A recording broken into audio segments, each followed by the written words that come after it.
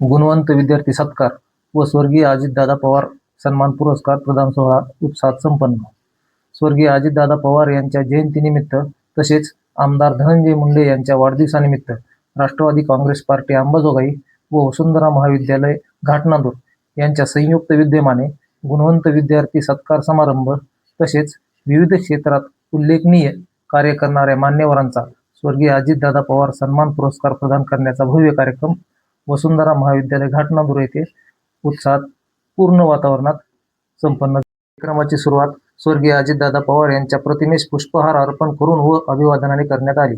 त्यानंतर कार्यक्रमास उपस्थित मान्यवरांचा सत्कार करण्यात आला. यावेळी मान्यवरांनी स्वर्गीय अजितदादा पवार यांच्या कार्याचा गौरव करत त्यांच्या सामाजिक, शैक्षणिक व जनहिताच्या कार्याचा आदर्श समाजाने घ्यावा असे मत व्यक्त केले. या कार्यक्रमास माजी आमदार संजय भाऊ दौंड, रमेशराव आडसकर, दत्ताबा पाटील, शिवाजीभाऊ शिरसाट, बबन भैया लोमटे, राजेसाहेब अवताडे, गोविंद भैया देशमुख, सुधीरभाऊ चाटे, बाळासाहेब देशमुख, अजितदादा गरड, व्ही.एल. गीतेसर यांच्यासह अनेक मान्यवर, पदाधिकारी, शिक्षक, विद्यार्थी, पालक मोठ्या संख्येने उपस्थित होते. या प्रसंगी शैक्षणिक क्षेत्रात उल्लेखनीय यश संपादन करणाऱ्या गुणवंत विद्यार्थ्यांचा सत्कार तसेच विविध क्षेत्रात उल्लेखनीय कार्य करणाऱ्या मान्यवरांना स्वर्गीय अजितदादा पवार सन्मान पुरस्कार देऊन गौरविण्यात आले. या वर्षीपासून स्वर्गीय अजितदादा पवार सन्मान पुरस्काराचं सुद्धा आयोजन पक्षाने सांगितलं होतं की समाजामध्ये जे लोक चांगलं काम करतात, प्रशासनामध्ये चांगलं काम करतात, त्यांची कुठंतरी आपण काही घेत. कोविडच्या काळामध्ये खूप चांगलं काम केलेले आपल्या श्री रुग्णालयाचे डॉक्टर चंद्रकांतजी चव्हाण, त्याचबरोबर आपल्या कृषीमध्ये आगळे साहेब असतील, त्यांनी की 650 काहीतरी टन ऊस उत्पादन केलं, त्यांचासुद्धा गौरव. कृषीमध्ये त्यांचं खूप शेतीनिष्ठ काम आहे म्हणून त्यांचासुद्धा गौरव करायचं. त्याचबरोबर आपले वर्षमित्र म्हणून काम करणारे नांदाडीचे सुधाकरजी देशमुख यांनासुद्धा आपण त्या अजितदादा सन्मान पुरस्कारानं गौरवायचं हे केले आहे. आणि चांगले दिवस बघायची वेळ आली, परंतु दादांवरतीच नियतीने घाला घातला. आता साहेबांनी सांगितलं की बीड जिल्ह्यामध्ये मला आणि राष्ट्ररावाला 5 मिनिट वेळ झाला फक्त, तोपर्यंत दादा निघून गेले. म्हणजे कुणाची वाट बघत नव्हती. जितका वेळेचा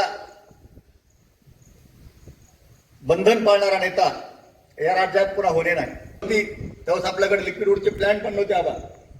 मग पहिला प्लॅन्ट त्यावेळेस दादांनी लागली फोन करून सांगितलं आणि इन्स्टॉल करून दिला. लोखंडी सावरगळ दिला, नंतर SRTR दिला. म्हणजे कामाचा माणूस त्यांची ओळख होती.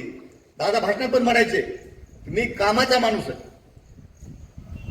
आणि खरंच आपण म्हणतो की बोलून नाही दाखवलं, पण दादा बोलायचे ते करून दाखवायचे.